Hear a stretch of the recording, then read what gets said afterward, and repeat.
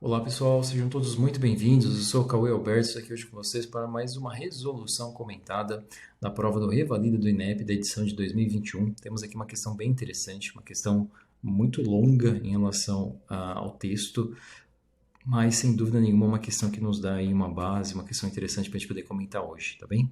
Uma questão do bloco de cirurgia relacionado a um traumatismo crânioencefálico.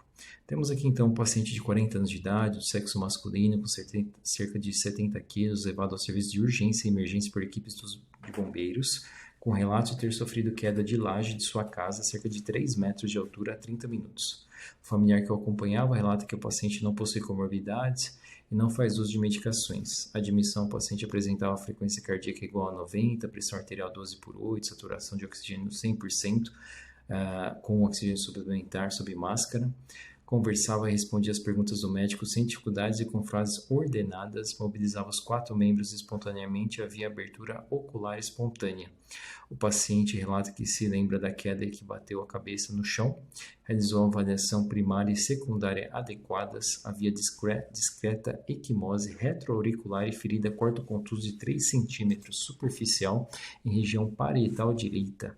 Exame físico do tórax e abdômen sem alterações. Vamos lá, pessoal. Vamos tentar pegar essa parte aqui. Eu dividi basicamente em 3 partes aqui para vocês, tá? Como anunciado é muito longo. Então, na admissão, esse paciente tem ali os sinais vitais normais, frequência cardíaca, pressão arterial, saturação de oxigênio. Esse paciente estava conversando, esse paciente não tinha dificuldade, ele tinha frases ordenadas, mobilizava os 4 membros espontaneamente e abertura ocular também de forma espontânea, ou seja, mesmo ele tendo sofrido aí um traumatismo crânioencefálico, esse paciente ele não tem aí nenhuma alteração dos sinais vitais, tá bem? Depois ele coloca aqui algo que é bastante importante, que vai nos ajudar também na hipótese diagnóstica. Ele coloca que o paciente bateu a cabeça no chão, realizou avaliação primária e secundária adequadas, havia discreta equimose retroauricular.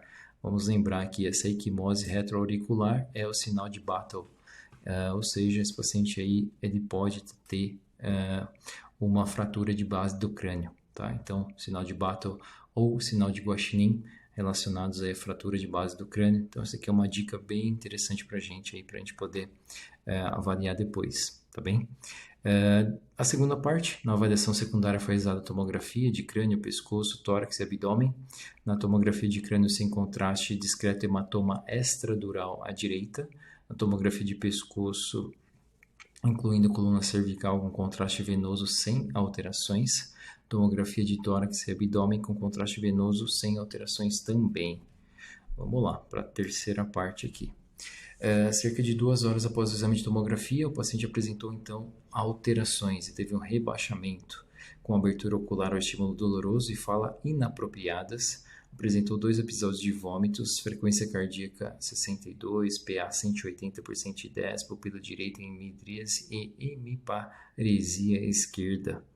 Foi realizada novamente a avaliação primária sem outras alterações além das descritas. Com os dados apresentados, assinala a alternativa que contém o diagnóstico, raciocínio e conduta corretos. Vamos lá, pessoal. Então, uma questão aí bastante interessante relacionada ao TCE. Uma questão muito longa, que fiz questão aqui de dividir para vocês em 3 partes, acho que fica mais tranquilo. Na hora da prova eu sei que é um pouco difícil fazer essa divisão, porque está ali realmente. Vocês podem fazer, vocês vão estar com a caneta, né? Então vocês podem marcar ali os sinais que vocês acharem mais importantes, caso vocês não podem esquecer, né? Por exemplo, a equimose retroauricular iria ajudar bastante aqui no nosso diagnóstico. Vamos lá, o que nós temos aqui? Um paciente apresentava admissão trauma crânioencefálico moderado. Se a gente olhar aqui, todas as alternativas vai estar assim, um trauma crânioencefálico moderado ou leve, tá? Então a A e a B fala em moderado e a C e a D fala em leve. Lembrando que esse paciente ele tem ali na admissão todos os parâmetros dentro da normalidade, né? Frequência cardíaca, esse paciente tem saturação boa, tem pressão arterial, ele está respondendo, ele não tem aí nenhuma alteração na abertura ocular, ou seja, mesmo ele tendo batido a cabeça, ele está aí com todos os sinais e parâmetros dentro da normalidade. Então a gente pode pensar que esse paciente tem simplesmente, pelo menos inicialmente, um trauma crânioencefálico leve, tá bem? Então a gente conseguiria tirar aí sem muita dificuldade a alternativa A e a B. Vamos lá, continuando na alternativa A, o paciente apresenta admissão trauma crânioencefálico moderado, errado. Após tomografias, evolui com choque hipovolêmico. A pressão desse paciente está 18 por 110, né? Então, isso também afasta um pouquinho aí desse risco, tá? Então, a alternativa A, errada. A B, o paciente apresenta, pelo resultado das tomografias, trauma crânioencefálico moderado, errado. Ele continua falando que após as tomografias evolui com choque neurogênico, deve ser realizado o FAST, imediatamente para decidir sobre a necessidade de laparotomia exploradora. Esse paciente ele fez a tomografia de abdômen, de tórax, sem nenhuma alteração, né? Então, isso também ajuda a gente a imaginar que ele não está tendo sangramento nem torácico nem abdominal, tá bem?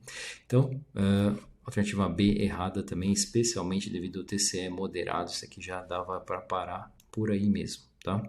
Então, a grande dúvida deveria ficar entre a C e a D.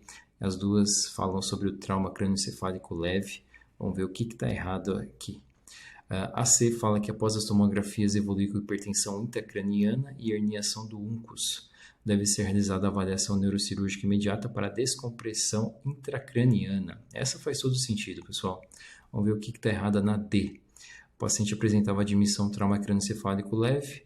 Após tomografias evolui com choque de origem indeterminada.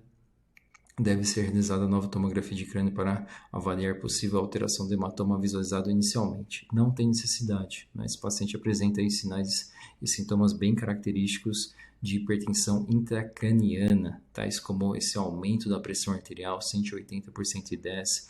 Essa hipertensão intracraniana também é bastante comum causar essa midríase e a hemiparesia à esquerda, né? Além do vômito, além desse rebaixamento do paciente, tá? Então, aqui, basicamente, com esses sinais e sintomas, após 2 horas do exame da tomografia, a gente pode falar, sim, que esse paciente tem a hipertensão intracraniana e herniação do uncus. Lembrando que esse paciente ele teve aqui, ele diz, via discreta quimose, retroauricular e ferida quarto-contusa, superficial, região parietal direita, né? Então, essa queda com essa batida nessa região também é bastante comum de causar essa herniação do uncus, tá bem?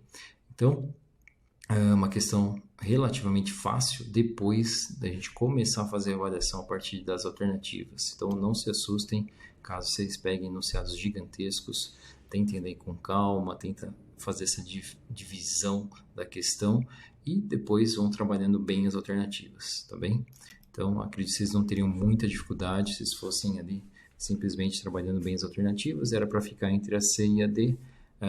De acordo com esses sinais e sintomas, fica bem claro que esse paciente tem hipertensão intracraniana. Aí acabou, né? A gente ficaria com a C sem muita dificuldade, tá bem? Então é isso, pessoal. Um grande abraço, ótimos estudos para vocês e até a próxima resolução comentada.